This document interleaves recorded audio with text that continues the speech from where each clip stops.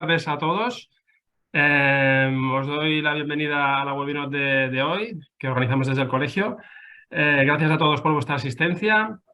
Tenemos hoy un tema muy interesante, como casi siempre en todos los webinars. Tenemos temas muy interesantes, a veces de más interés de uno o de otros, pero hoy creo que va a ser interesante para todos los notarios y gente que no lo sea también, pero sobre todo para nuestro colectivo notarial.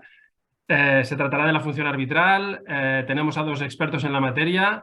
Tenemos por un lado a Toni Bosch, que conocemos todos. También tenemos a Alejandro Sáenz Ripoll. De Toni, pues, ¿qué podemos decir? Es notario de Barcelona, es profesor de la Universidad Internacional de Cataluña de hace muchos años también. Es también un mediador acreditado. La cuestión de resolución de conflictos fuera de los tribunales tiene una visión tanto en el ámbito del arbitraje, que quizás más tradicional, como ahora más modernamente en el tema de la mediación. Pues Toni es experto en todos estos ámbitos y es un mediador acreditado del CEDAR, que es el centro más importante que existe actualmente en cuanto a mediación internacionalmente. Digamos que es autor también de varias publicaciones en varios temas, no solamente de arbitraje y mediación, sino en muchos ámbitos del derecho civil.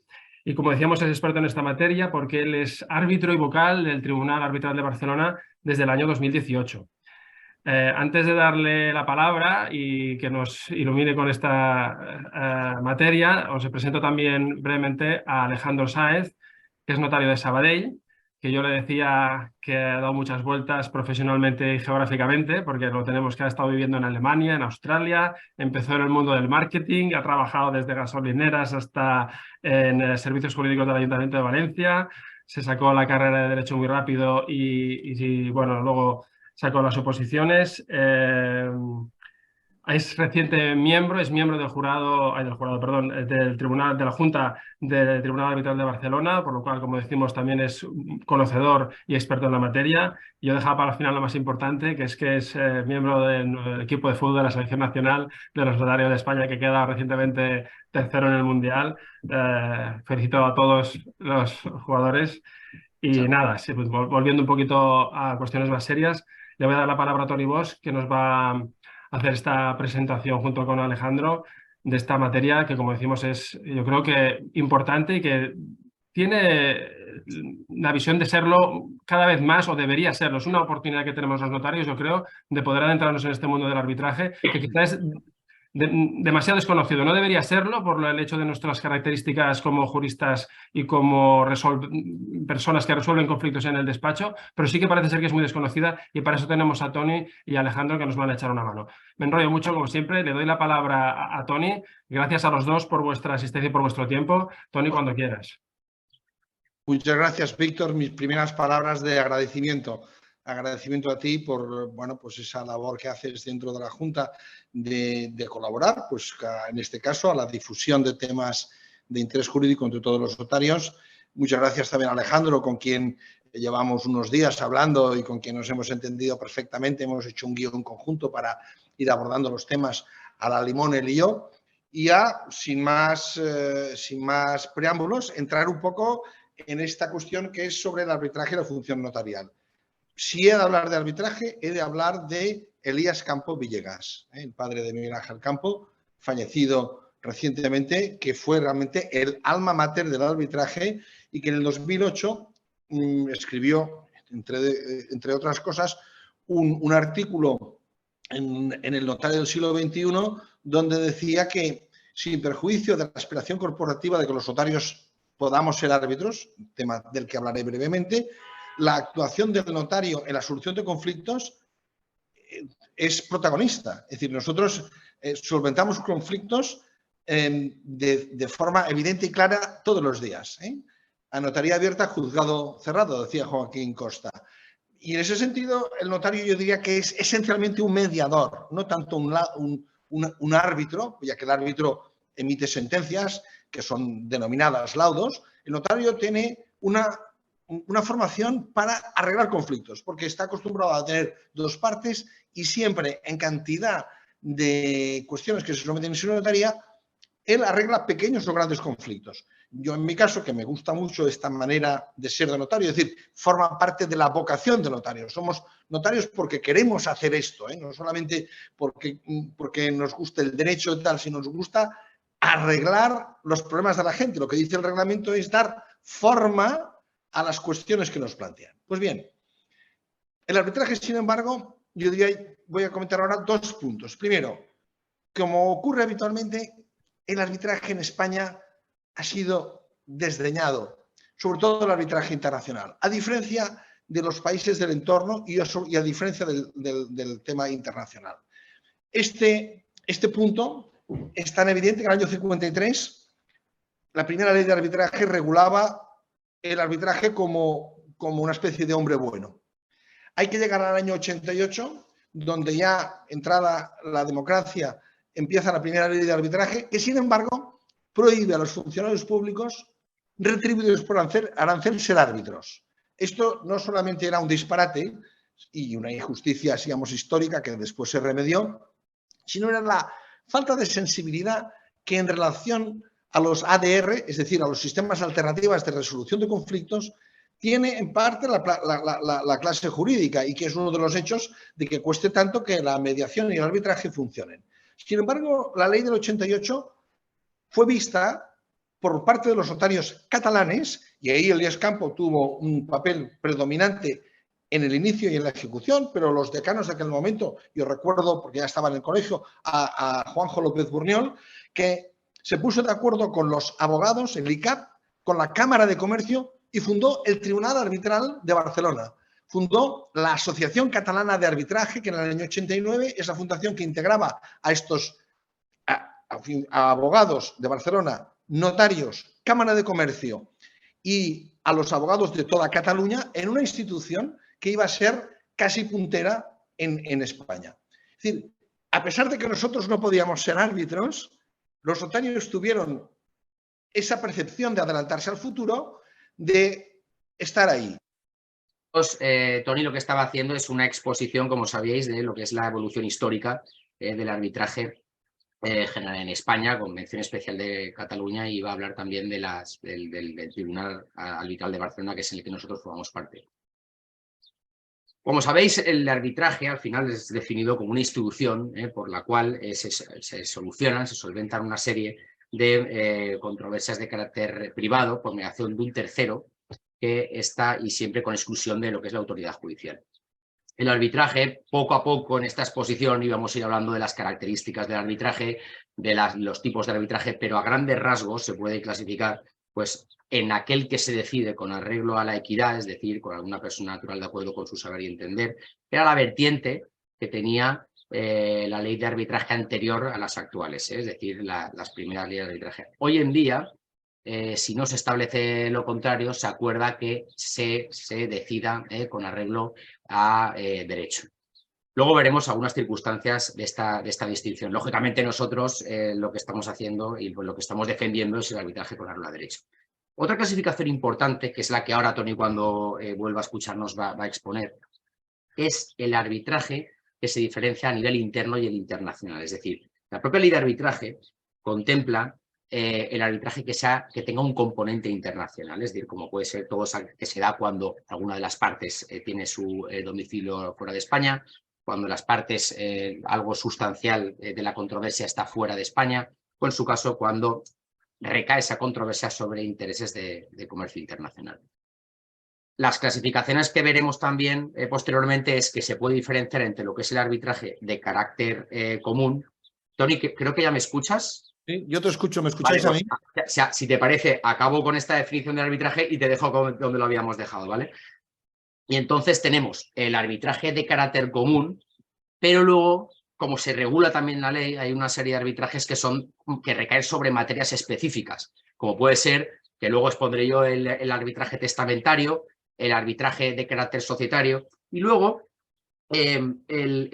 como los elementos del arbitraje, pues tenemos los elementos personales, reales y formales, ¿no? Los elementos personales, lógicamente, los árbitros, las partes, esos árbitros que pueden ser personas físicas o jurídicas. Tenemos además los elementos también, las características o los requisitos para ser árbitro. Como hemos dicho, la ley exige que cuando sea con arreglo a derecho que sea jurista.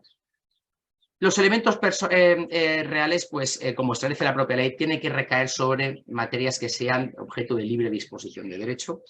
y objeto de normalidad es objeto libre de disposición. Y además, como elementos formales, por último, diferenciaremos en la exposición, es decir, lo que es el procedimiento, que vamos a hablar posteriormente Antonio y yo sobre el procedimiento del arbitraje, y luego lo que es el ámbito formal, al final la decisión que recae en un laudo, que ese laudo es lo que equivale a la sentencia firme.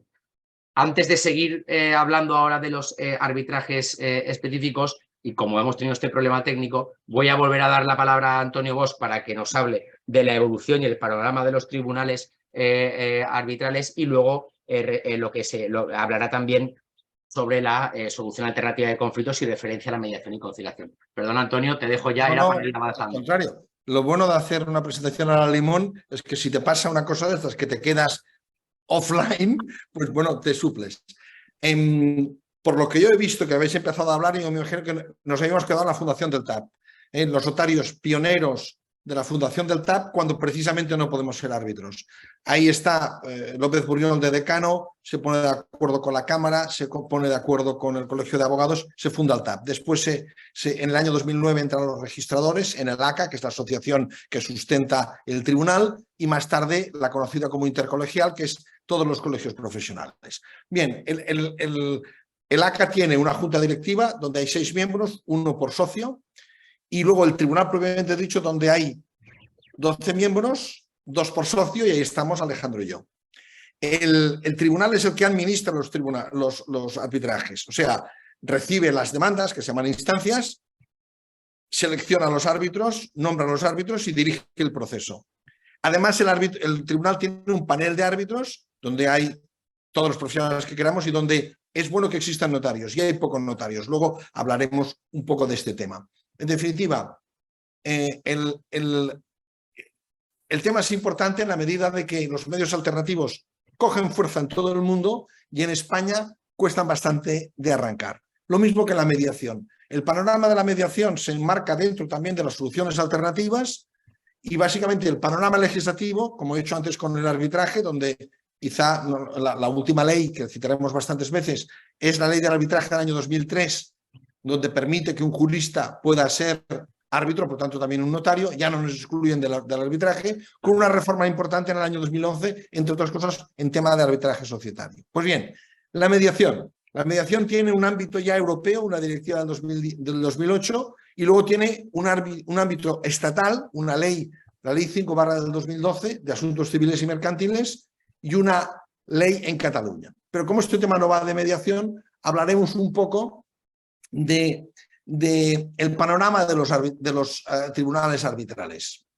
En España, el arbitraje está dividido entre arbitraje ad hoc, es decir, cuando las partes en conflicto designan a un árbitro o hacen un convenio arbitral a favor de un árbitro concreto, por eso se llama ad hoc. Clásicamente, el decano del Colegio de los Abogados, el Colegio de Barcelona, el decano del Colegio de Abogados de Madrid. Yo he tenido asuntos donde uno de los árbitros había sido decano del Colegio de Notarios de Madrid, un tema de tipo sucesorio, por existir una cláusula de sumisión en el testamento. Por lo tanto, el arbitraje institucional es cuando tú designas, que después lo comentaremos, a un árbitro en concreto, un tribunal arbitral para que gestione el arbitraje, es el que más se ha desarrollado. ¿Cuáles son las fechas? Y un poco un breve comentario de cómo está el panorama en España y luego internacional. CAM, Corte Arbitraje de Madrid, dependiente de la Cámara de Comercio de Madrid. Creación 1986, es el primer tribunal arbitral. Después viene el TAP, Tribunal Arbitral de Barcelona, dependiente de la Asociación Catalana de Arbitraje, Cámara de Comercio, Colegio de Notarios, Abogados. 1989. 1991, Corte de Arbitraje del Ilustre Colegio de Abogados de Madrid. Depende del Colegio de Abogados de Madrid. Año 2005, Corte Española de Arbitraje que depende de la Cámara de Comercio de España, no de Navegación y Madrid, de la Comunidad, sino de España. 1205, el CEA. CIMA, 2011, Corte Civil y Mercantil de Arbitraje, conocida como la Corte de los Abogados del Estado, donde básicamente los árbitros son abogados del Estado, por cierto, de un gran nivel. 2020, se crea por primera vez una Corte Internacional de Arbitraje, es decir, especializada en litigios internacionales. La fundan ya 3 instituciones arbitrales, la CAM, el CEA y la CIMA, en 2020. Para que no estemos, asuntos que llevan, nivel de asuntos. Los tribunales arbitrales, tanto a nivel de arbitraje doméstico o interno como internacional, no llevan una gran cantidad de asuntos, pero sí asuntos de mucha cuantía. Muchos asuntos tienen varios millones en el conflicto, pero los tribunales pueden resolver más o menos, estos tribunales, entre 30, 40, 120 asuntos al año. Pasemos al arbitraje internacional. El arbitraje internacional es el gran sentido del arbitraje, porque a nivel interno el arbitraje es una solución alternativa a la vía jurisdiccional, pero cuando estamos en un conflicto internacional, la solución evidentemente ha de ser distinta y el propio mercado ha hecho que sea distinta. ¿En dónde está el quid del asunto? Pues están todos los litigios y procesos entre multinacionales o entre compañías que trafican internacionalmente y que hacen negocios entre otros países, donde surgen muchos problemas en cuanto a la ley aplicable y sobre todo en cuanto a la jurisdicción. Rápidamente cada país quiere a veces tomar la jurisdicción, se ponen medidas cautelares en un sitio y esto ya desde hace mucho tiempo se vio que el arbitraje era una solución muy importante. Porque ¿qué es el arbitraje en suma? ¿Cuál es la esencia? Es un acuerdo voluntario de sumisión a un tribunal y qué mejor, un tribunal arbitral internacional. Esto se ha entendido incluso para los estados. Ahora, por ejemplo, en la Corte de Londres están sustanciándose un proceso importantísimo contra el Estado español por el tema de las eólicas y de las energías fotovoltaicas. Es un proceso que puede llevar al embargo de bienes propiedad del Estado español. ¿Cómo puedes tú demandar al Estado español? Pues con un acuerdo arbitral. Entonces, ¿quién empieza primero en el mundo del arbitraje? Los ingleses. En 1892, fundan la London Court of International Arbitration en Londres, donde se derivan probablemente los casos más importantes del nivel de demandas entre multinacionales y demandas con estados. Después sigue, curiosamente, Estocolmo, en 1917, el Instituto de Arbitraje de la Cámara de Comercio de Estocolmo, pero rápidamente coge fuerza París, 1923, el International Court of Arbitration of the International Chamber of Commerce.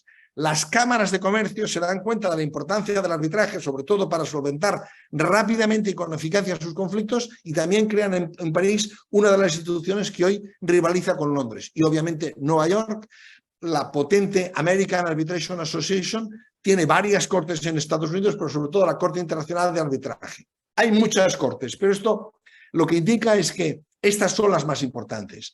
Y en España son las que han dicho. En España podemos sintetizar que a nivel de arbitraje doméstico hay 2 cortes importantes. Una es el Tribunal Arbitral de Barcelona, el TAP, y otra es la CAM. Y a nivel internacional emerge desde el año 2020, con la presidencia de Pascual Sala, la CIAM, la Corte Internacional de Arbitraje.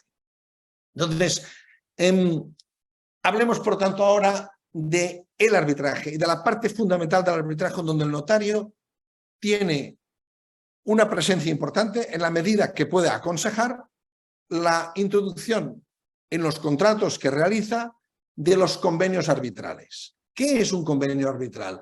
El convenio arbitral nos lo define perfectamente el artículo 9 de la Ley de Arbitraje del 2030, cuando dice que el convenio arbitral podrá adoptar la forma de cláusula incorporada a un contrato o de acuerdo independiente y expresa la voluntad de someterse a los tribunales. Es decir, aunque mucha gente inicialmente se decía que el artículo 24 de la Constitución, al establecer el derecho de tutela jurisdiccional, vetaba la posibilidad de que se fuera al arbitraje, esto es una falacia, porque el derecho de acceso a los tribunales es un derecho, no es una obligación. Con la cláusula arbitral lo que haces es te sometes a un procedimiento de arbitraje voluntariamente. Bien, en el propio contrato, por ejemplo, los estatutos de la sociedad, el testamento, las compraventas inmobiliarias, contratos de franquicia, en mil tipos de contratos hay una sumisión, una cláusula que ahora os pondré brevemente, de sumisión al arbitraje. Estas cláusulas, las de sumisión al arbitraje, son fundamentales porque si no hay que acudir al siguiente paso, que es, una vez producido el conflicto, establecer un arbitraje, que también ocurre. ¿Cuál es la eficacia de la cláusula arbitral? Esto es importante. Es decir, Las partes que han pactado un arbitraje pueden después acudir a la jurisdicción ordinaria y reclamar sus derechos, aunque inicialmente se mantuvo así con este derecho famoso del artículo 24 de la Constitución de tutela de los tribunales. El tema quedó absolutamente zanjado, tanto para el arbitraje como para la mediación, con la introducción en la reforma del 2011, perdón, en la ley del 2003, de una excepción declinatoria ante una pretensión en los tribunales. Me explico.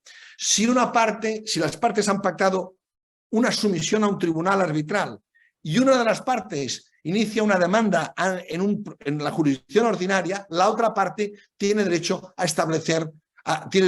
a presentar una excepción declinatoria, es decir, que el tribunal decline su competencia a favor del tribunal arbitral. Y esto está reconocido expresamente. Por lo tanto, las cláusulas de arbitraje son absolutamente vinculantes, salvo que las dos partes que una parte no interponga, o sea, se allane, no interponga ante el proceso en la jurisdicción ordinaria la declinatoria y siga el proceso allí. Por lo tanto, las cláusulas de arbitraje son eficaces. Y hablando de eficacia, antes de pasarle ya otra vez la palabra a Alejandro, también es importante recalcar la eficacia del laudo. Es decir, el laudo arbitral, que es un sucedáneo de una sentencia, ahora explicaré el por qué digo, o es una pseudosentencia, ahora explicaré qué significa aquí la palabra pseudosentencia, tiene eficacia ejecutiva. El artículo 517 de la Ley de Enjuiciamiento Civil abre las puertas del proceso ejecutivo al laudo arbitral, sin más formalidad de que exista, aunque el laudo puede ser objeto de protocolización. ¿Por qué digo que el laudo arbitral es una pseudosentencia? Porque la jurisprudencia es reiterada tanto del Tribunal Supremo como sobre todo del Tribunal Constitucional, que últimamente se ha ocupado mucho del arbitraje, es decir, que la naturaleza del arbitraje no es jurisdiccional, es convencional, es las partes que utilizan su autonomía de la voluntad para establecer un tribunal que les determinará la solución a su conflicto mediante un laudo. Por tanto, es naturaleza convencional, pero que tiene efectos jurisdiccionales. Es decir, que cuando el laudo es emitido, las partes pueden coger este laudo y ejecutarlo en los tribunales. Otra apreciación importante, con lo cual acabo esta parte, y es que diríamos que el proceso arbitral sustituye la fase declarativa de un proceso contencioso, pero no sustituye la fase ejecutiva. Es decir, el título ejecutivo habrá que ejecutarse en el caso. Sin embargo, la experiencia demuestra que en procedimientos domésticos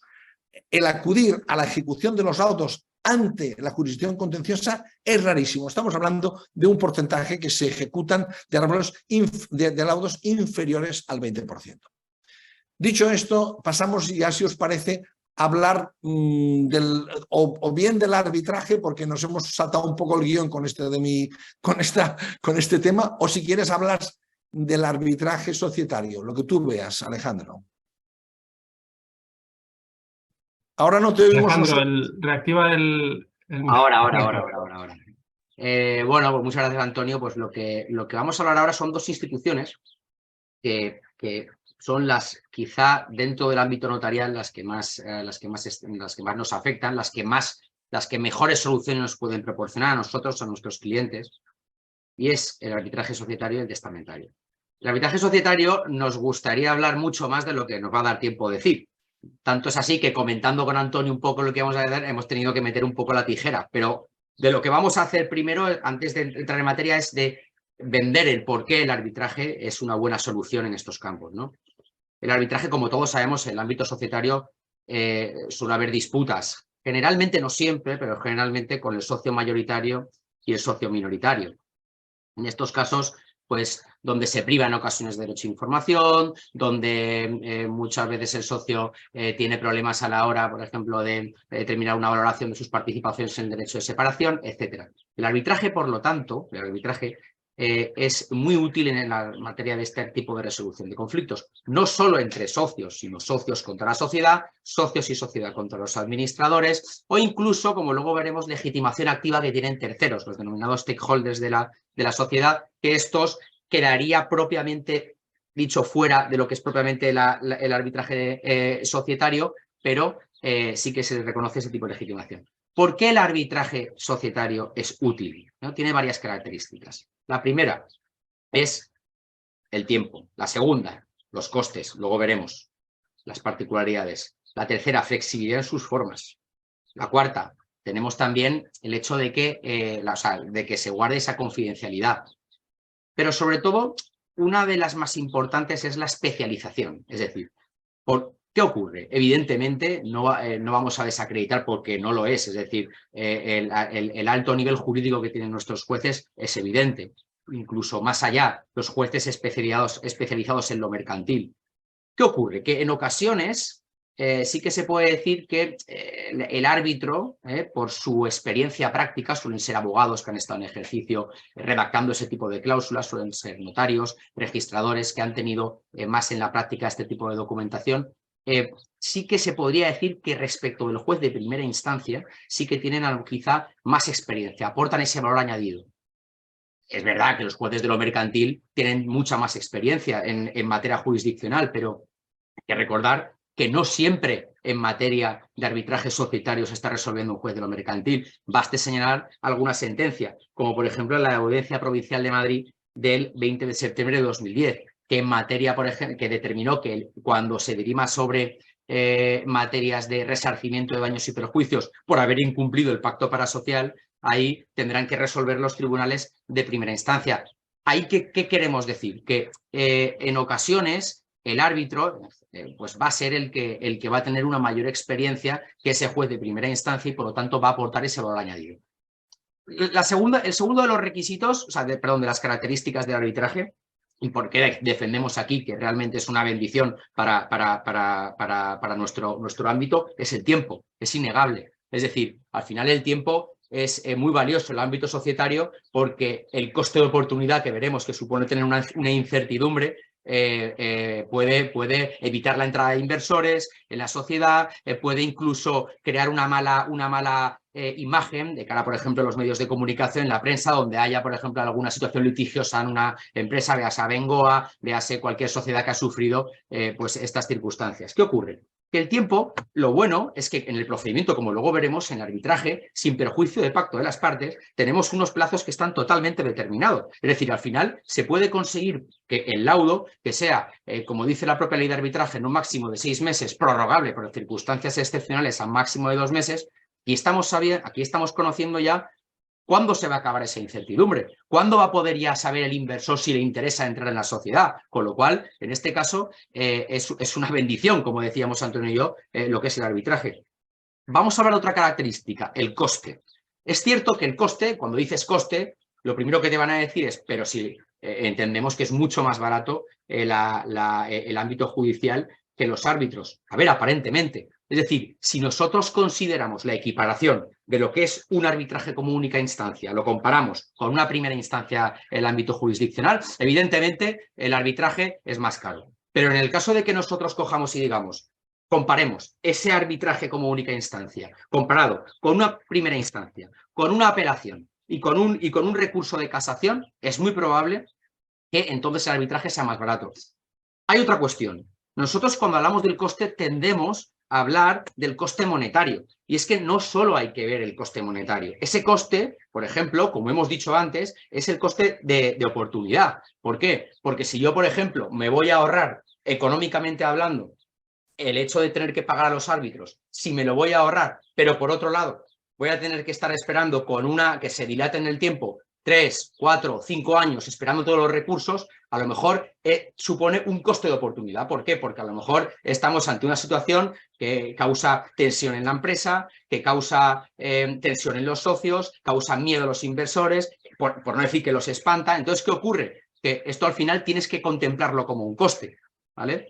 Otra característica... Alejandro, permíteme que te haga un pequeño apunte sobre el tema del coste, porque mientras hablabas, yo he acudido a la página del TAP y he puesto, porque hay una calculadora que te lo calcula perfectamente, ¿qué cuesta un procedimiento de 1 millón de euros? Pensamos que lo que cuesta a cada parte viene a ser más o menos unos 23.000–24.000 euros, porque hay unos costes que son un poco variables, pero un 2,3% a cada parte. En total, un 4,6% de 1 millón de euros. Si tú te compras un inmueble de 1 millón de euros, pagas un 10% y no rechistas. En cambio, que se te arregle un problema de 1 millón de euros en 6 meses o en 9 meses por un 2,3% te parece caro. Es decir, que esto es una de las leyendas urbanas que siempre ocurren. Yo lo que aconsejo a la gente, los que nos escuchan, los que nos puedan escuchar en el futuro, que el TAP tiene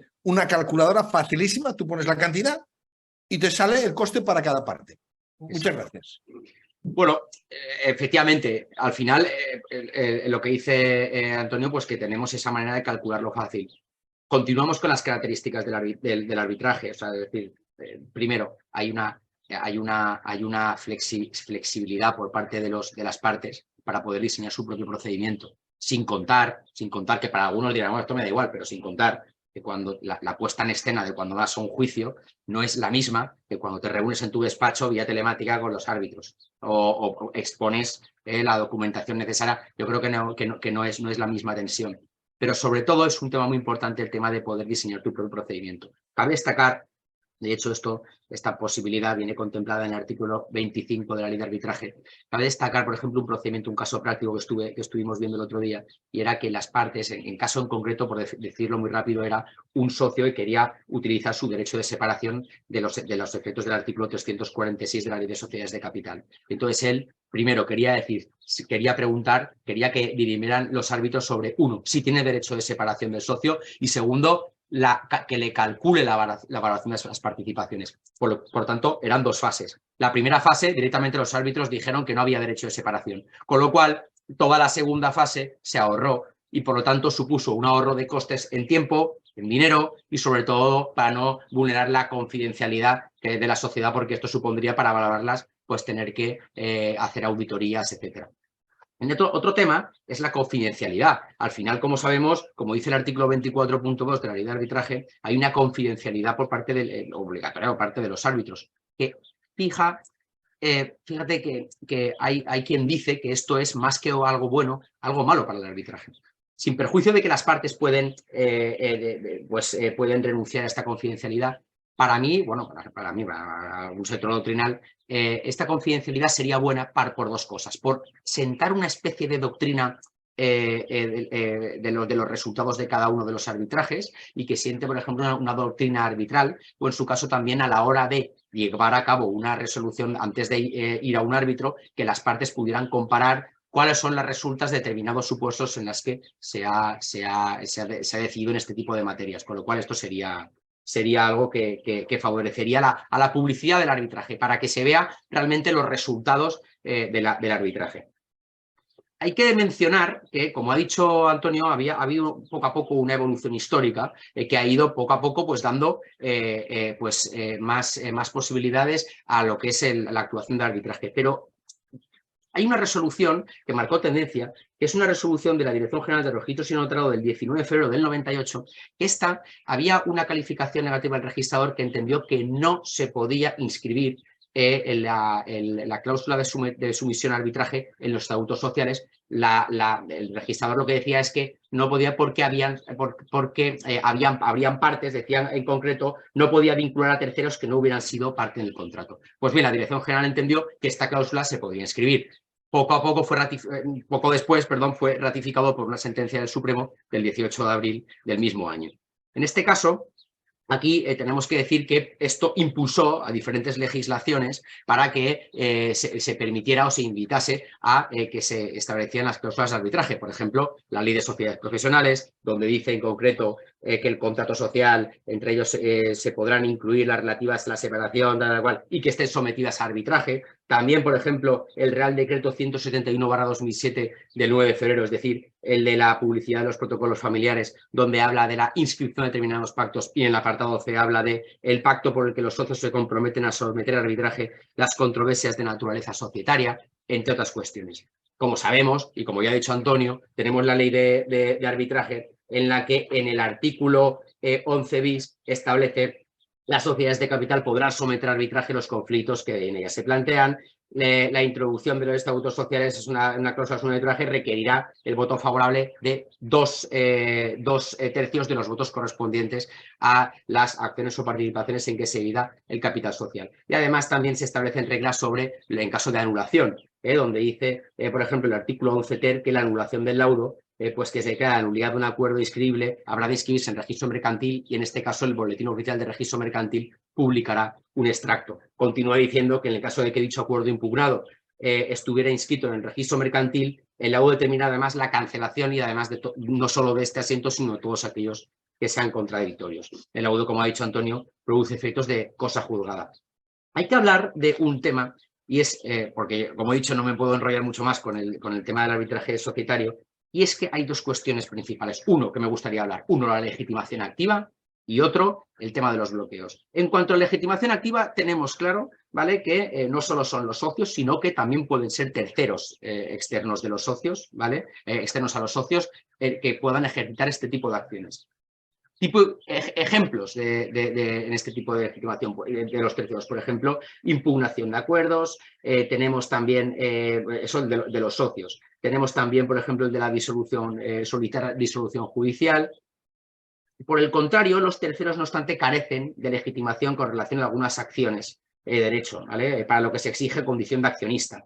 La acción para instar la ejecución del acuerdo de exclusión de socios o, por ejemplo, también la falta de realidad de las aportaciones sociales. Si bien en este caso sí que tienen la acción subsidiaria en caso de insolvencia. Por último, simplemente el arbitraje societario, decir que en materia de bloqueos, lo que sí que ha habido alguna resolución de dirección general, como por ejemplo del 25 de junio de 2013, que entendió que en caso de bloqueos, es decir, cuando no se logre llegar a acuerdos, para este tipo de asuntos no se puede utilizar el arbitraje. Y es que, como dice la propia resolución, la principal solución que ofrece el ordenamiento en los supuestos de bloqueo es la disolución ex artículo 363 de la Ley de Sociedades de Capital y que, por lo tanto, en este caso no podría ser utilizado el arbitraje. Pues bien, una vez visto lo que es el arbitraje de carácter societario, vamos a hacer otra mención, también muy importante en nuestra labor, que es el arbitraje testamentario. Este arbitraje testamentario, antes, y también sin querer repetir mucho lo que ha dicho Antonio, tener en cuenta que los notarios y los registradores hemos estado ciertamente marginados de lo que es el ámbito de la posibilidad de poder la posibilidad de poder ser árbitros. Así, por ejemplo, tener en cuenta que la propia ley del 88 establecía textualmente que quienes ejerzan funciones públicas retribuidas por arancel no podían ser árbitros. En definitiva, notarios y registradores. Poco a poco tenemos el cambio de tendencia legislativa, como ha dicho Antonio, y ¿qué es lo que pasa? Que esto es la posibilidad para ser árbitro, que luego Antonio y yo os invitaremos el hecho para que os apuntéis a las listas para ser árbitros. Pero vamos a hablar desde el punto de vista de nuestros clientes en qué favorece ese arbitraje testamentario. Es cierto que las cláusulas de sumisión a arbitraje en los testamentos no es algo muy habitual que veamos a diario en los testamentos que utilizamos. Lo que sí que tenemos claro todos es que a diario vemos broncas entre herederos. Eso es algo que es innegable. ¿Qué es lo que ocurre?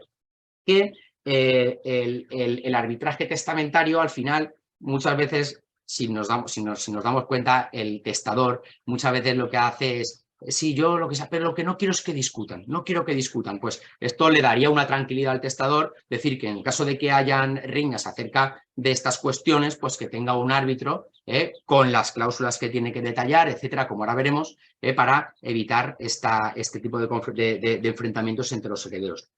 En cuanto a la naturaleza de este arbitraje, o el carácter de este arbitraje, ha habido un sector doctrinal que lo ha calificado de arbitraje de carácter excepcional. ¿Por qué arbitraje excepcional? Pues se basa este sector doctrinal, según lo que hemos estado leyendo, en que no es un arbitraje que venga literalmente o acordado por las partes, sino que viene de arriba, viene del testador. ¿Vale? En este caso es donde, por la razón por la cual un sector doctrinal dice que esto es un arbitraje de carácter excepcional. Ahora, esta teoría se desmonta. ¿Por qué? Porque, por ejemplo, si nos vamos a los contratos de adhesión, tampoco han decidido directamente los futuros contratantes esa cláusula de sumisión a arbitraje. O si nos vamos incluso a la cláusula arbitral del ámbito societario que hemos visto anteriormente, en estos casos pues puede incluso afectar a terceros, como ha reconocido la resolución que hemos visto de 1998 y ratificada por la sentencia del Supremo. ¿Qué es lo que pasa? Que incluso En estos casos podría imponerse el arbitraje contra la voluntad de unos, ya que habla, en su caso, pues, del artículo 11 bis de las 2/3 partes. Cabe citar también el arbitraje que se impone o que se puede acordar en los estatutos de un edificio dividido horizontalmente. En este caso, por lo tanto, se desmonta la teoría de aquellos que dicen que el arbitraje testamentario es un arbitraje de carácter excepcional por el hecho de que no haya sido acordado por las partes que van a ser litigantes en el arbitraje. Características, como dice el artículo 10 de la ley de arbitraje, dice: también será válido el arbitraje instituido por disposición testamentaria para solucionar las diferencias entre, ojo, herederos no forzosos y legatarios, por cuestiones relativas a la distribución y administración de la herencia. Aquí tenemos 3 límites. 1, un límite que es de carácter formal, tiene que hacerse en testamento. 2, un límite que es aparentemente subjetivo, y ahora veremos por qué aparentemente, que dice que solo que siempre que sea para herederos no forzosos y legatarios, y un objetivo, que habla de la distribución y administración de la herencia. Bueno, en cuanto a esos límites de carácter subjetivo, esto es algo que he hablado antes con Antonio, claro.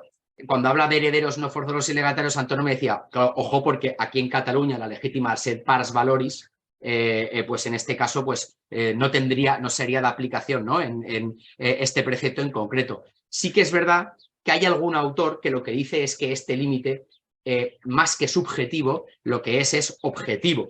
¿Por qué? Porque aquí lo que se está diciendo es, claro, olvidémonos en general para Cataluña, pero en general, especialmente para Cataluña, pero en general lo que está diciendo la doctrina es que aquí se refiere a que puede recaer sobre el tercio de libre disposición, puede recaer sobre el tercio de mejora con alguna discusión doctrinal, como ahora veremos, pero no puede recaer sobre el tercio de legítima estricta. No faltan teorías que dicen que mientras haya un legitimario no se pueden establecer este tipo de cláusulas de sometimiento a arbitraje en el ámbito testamentario. Teorías eclécticas donde dicen que sí, pero que solo sobre el tercio de libre disposición, y la mayoría de la doctrina que dice que evidentemente sobre el tercio de libre y sobre el tercio de mejora.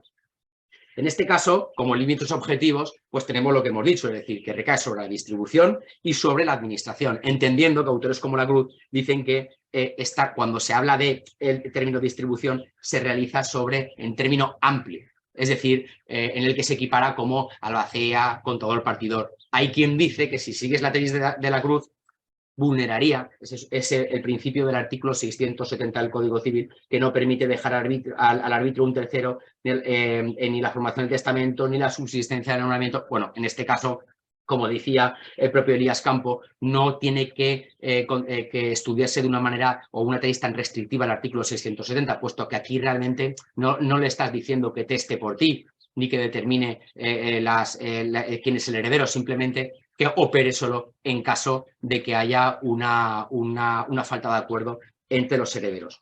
Con esto, simplemente, y como límites formales, decir que evidentemente tiene que estar en testamento, que puede ser una cláusula bastante genérica donde diga se someterá al arbitraje, no obstante, el testador debe y tiene o puede hacer una cláusula que sea muy específica. Cuanto más específica, mejor. ¿Quiénes son los árbitros, los procedimientos? Recordemos que la ley de arbitraje así lo permite, diseñar nuestro propio procedimiento.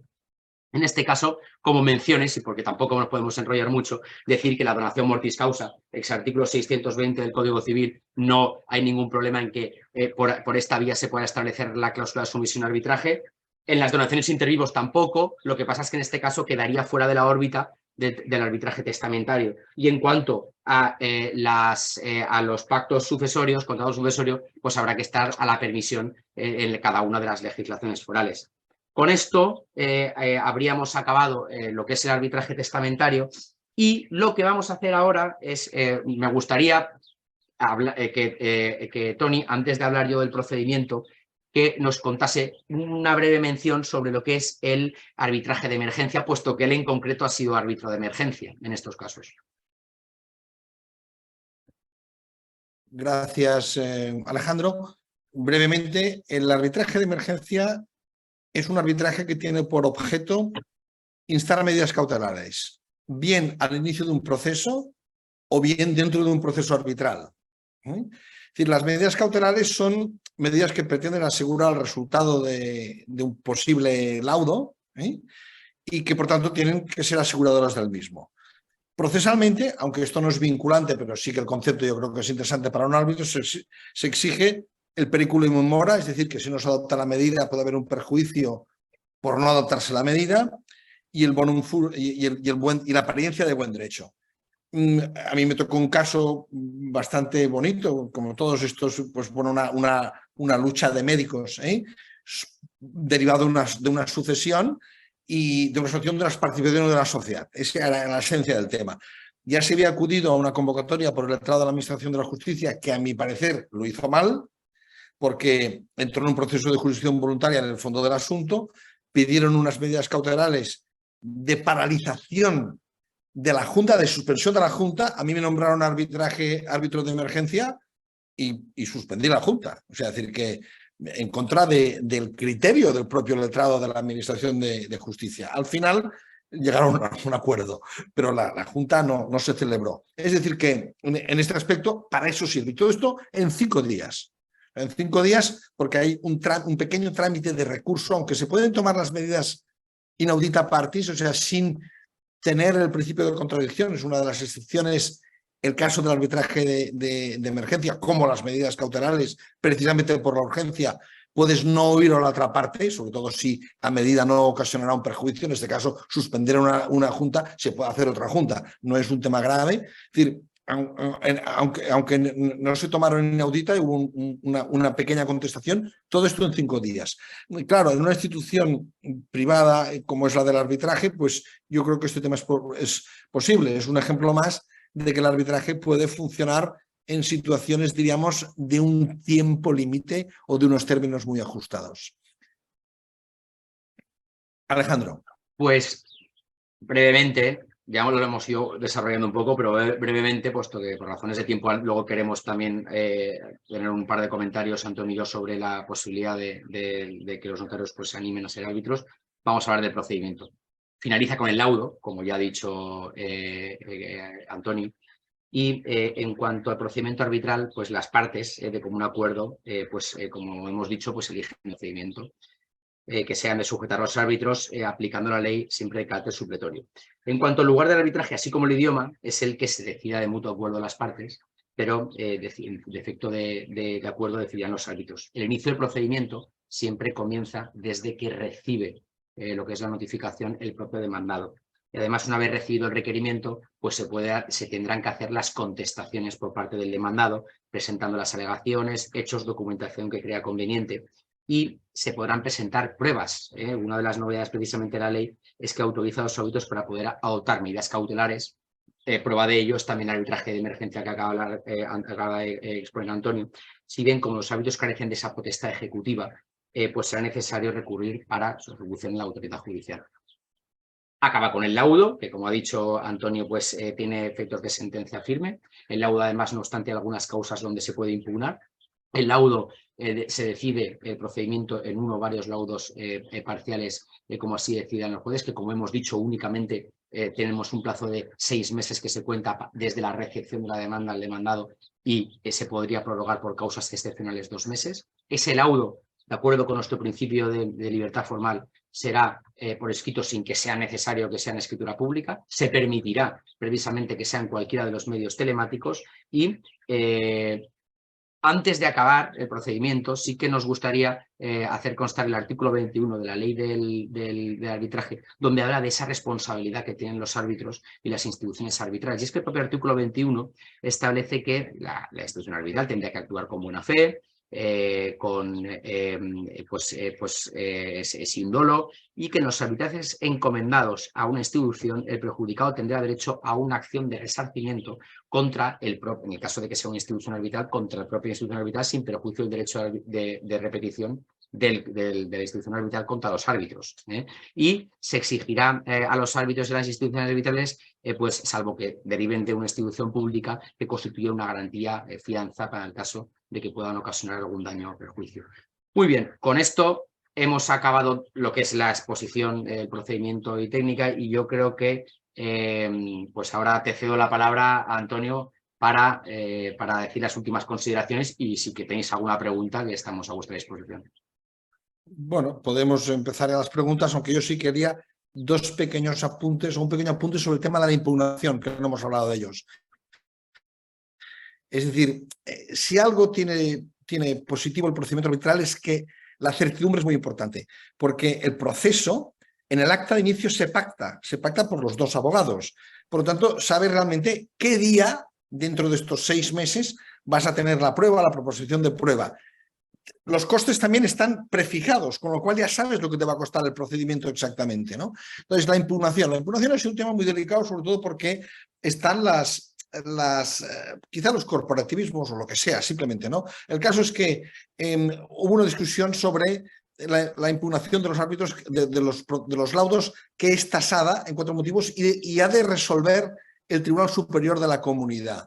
Ahí hubo algún tribunal que entró en la motivación de los árbitros o incluso en el fallo. Por ejemplo, hay una sentencia del Constitucional que dice que en contra de una sentencia de la audiencia en un recurso de amparo, que el árbitro en un tema determinado no apreció la prejudicialidad penal, el TSJ de Madrid le dice laudo nulo porque tenías que haber apreciado esto, y el Constitucional le dice, oye, el árbitro, si no quiere apreciar la prejudicialidad penal, no hay ningún problema, por lo tanto, en el recurso de impugnación no te puedes meter, juez, en esta cuestión. Es decir, hoy cada vez se va delimitando más la impugnación por motivos evidentes: falta de capacidad, falta de independencia del árbitro, defectos procesales muy graves, pero decir que la impugnación, es escasa y además está muy circunscrita, digamos, a materias de forma.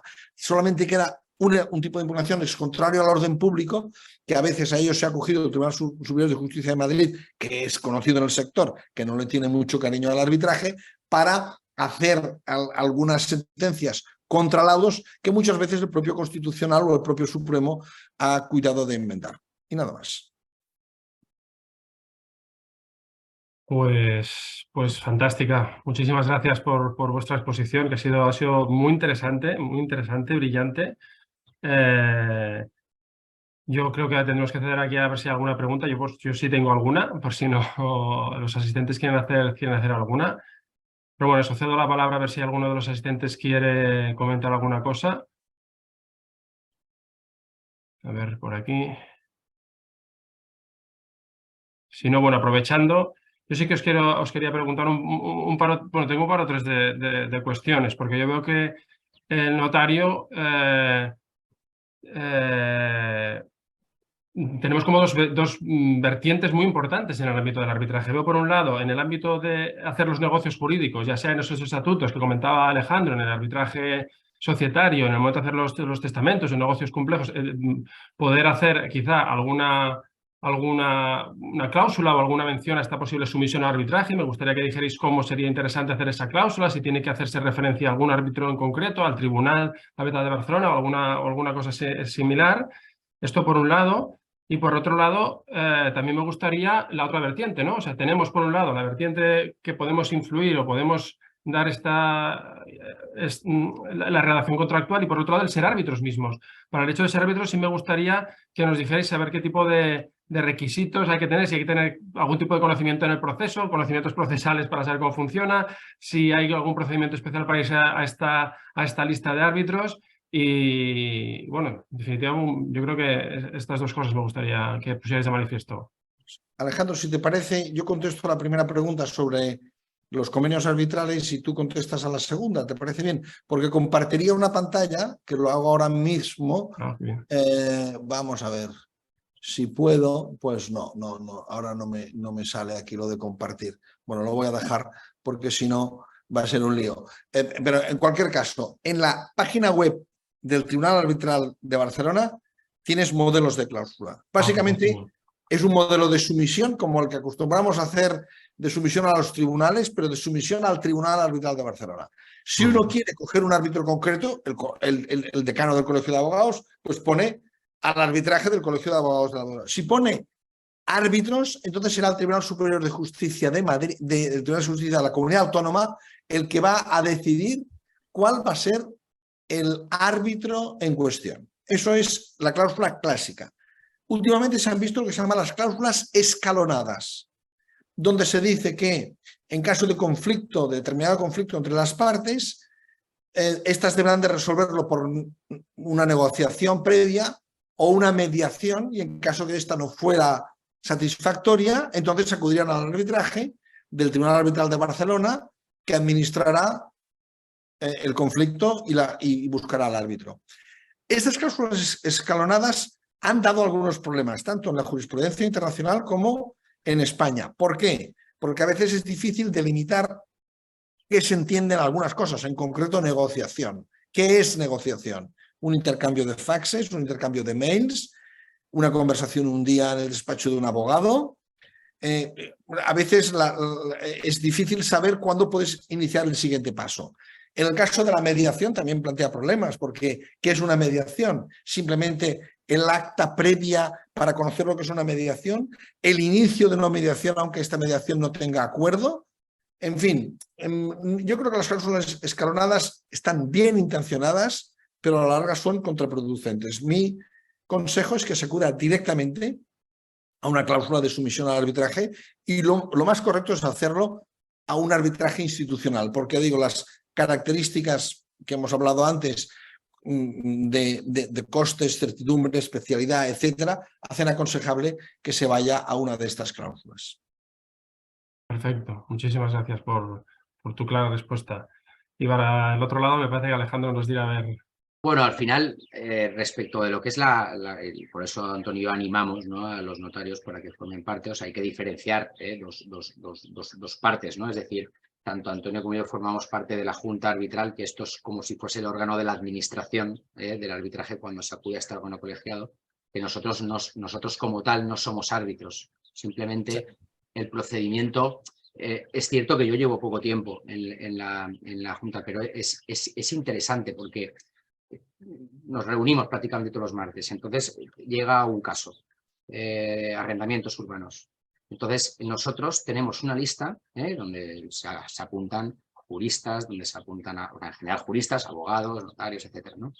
Entonces, junto con nuestro presidente, pues lo que votamos o lo que decidimos entre todos, más que votar, yo creo que es una verdad, Antonio, es como una conversación así más distendida. Consenso, que es, si vemos que es un tema de arrendamientos urbanos, pues tenemos una lista con los que entendemos que son los mejores en arrendamientos urbanos. Entonces, entre todos se habla, bueno, pues este tema, yo creo que este tema mejor para este despacho y al final entre todos decimos quién es el mejor. Muchas veces se tienen en cuenta una serie de condiciones especiales, por ejemplo, lo que es el idioma. En el caso de Cataluña, pues si lo va a querer en catalán. Hace poco hicimos uno que tenía que ser era en inglés. Eso uno. En cuanto a lo que es eso es la designación de los árbitros. En cuanto a lo que es, por ejemplo, si cualquiera de nuestros compañeros quisiera ser árbitro, tampoco hace falta que tenga un conocimiento de ámbito procesal. O sea, al final lo que nosotros estamos aquí diciendo es que la gracia del arbitraje es que profesionales que hemos estado en primera línea de batalla de su conocimiento a la hora, por ejemplo, de interpretar una cláusula testamentaria, a la hora, por ejemplo, de un abogado mercantilista de interpretar cualquier tipo de cláusula de esta índole. Entonces, al final, eso es lo que nosotros, por lo que nosotros venimos aquí, entre otras cosas, a animar a los compañeros. El procedimiento, una vez se elige, nosotros como Junta pues determinamos quiénes son para cada caso los árbitros, él o los árbitros. Entonces es un procedimiento que está bastante marcado y, como hemos dicho, muy corto en plazos, es decir, una determinación del procedimiento, una interposición de la demanda, una contestación, una fase de audiencias, fase de peritaje si es necesario. Entonces, esto es lo que hace precisamente pues que sea factible y que sea un buen invento a nuestro juicio el arbitraje. Déjame apuntarte. Tenemos una preguntita. Bueno, acaba, sí, que tenemos una pregunta por aquí, pero acaba la respuesta. Sí. Para los notarios. En el arbitraje hay sustancia y forma. Sustancia es el derecho y forma es el proceso.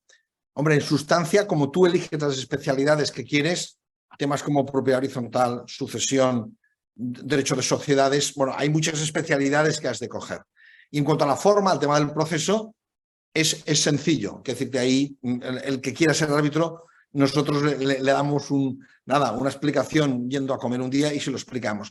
Sí que es importante que los notarios se animen a ser árbitros y para esto tanto Alejandro como yo nos brindamos al que quiera, oye, que nos envíe un email y con mucho gusto le guiamos, porque estos son unos pasos formales, hay que entrar a la web, hay que hacer una petición, hay que enviar unos justificantes, un currículum. Bueno, evidentemente es un proceso donde acaba en una comisión que selecciona a los árbitros y tiene unos parámetros.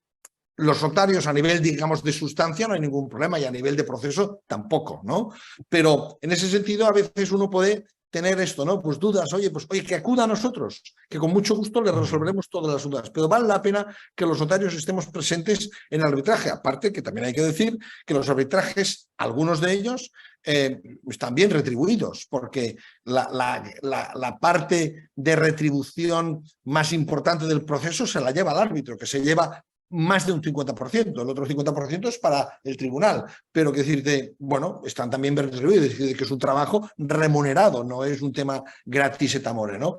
Y a mí me parece, ya digo, los que seáis jóvenes, medios o... Bueno, hay que llevar un ejercicio mínimo de 10 años, eso hay que decir, ¿no? Pero cuando tienes ya más de 10 años, que desgraciadamente se pasan pronto, nosotros encantados de que acudáis con el correo corporativo, yo me pongo a vuestra disposición para animaros a ser árbitros. Perfecto, perfecto. Pues bueno, tenemos una palabra que nos pide Ramón Mucientes, hace compañero. Ramón, buenas tardes. Te damos la palabra. Estás silenciado. Si quieres quitarte o reactivar tu audio, tienes la mano levantada. No sé si quizá ha levantado la mano por error. Está la cámara... Si no puede escribir la pregunta por el Si no, te escriba la pregunta por el chat y se lo contestamos en otro momento. No sé si quizá... Bueno, en todo caso... Bueno, me parece, como os he dicho, que la exposición ha sido brillante. Os lo agradezco mucho el tiempo que habéis dedicado, además a estas horas de la tarde con la calor y el verano que ya estamos encima. Lo mismo debo decir de todos los asistentes. Muchísimas gracias por vuestra asistencia. Lo dejaremos por aquí sin perjuicio de que podáis hacer alguna pregunta que le pasaríamos a los ponentes y que nos responderían con la sapiencia que han demostrado sobradamente. Y nada más, de nuevo, agradeceros vuestra experiencia, vuestra sabiduría y vuestro tiempo. Simplemente decir que ahora dejaremos seguramente los webinars para después del verano. Nos volveremos con Juan Gómez, que hará una exposición sobre división horizontal en 3D. Interesantísimo será, una cuestión de volumetría. Muy recomendable, esa nos la perdemos. Perfecto, sí, Alejandro, tú sabes un poco ya de esto también, o estás un poco al día con tu compañero. Y nada más, de nuevo, muchísimas gracias a los dos A y a los vosotros. asistentes por vuestra asistencia. Gracias a vosotros. Gracias. Venga, adiós.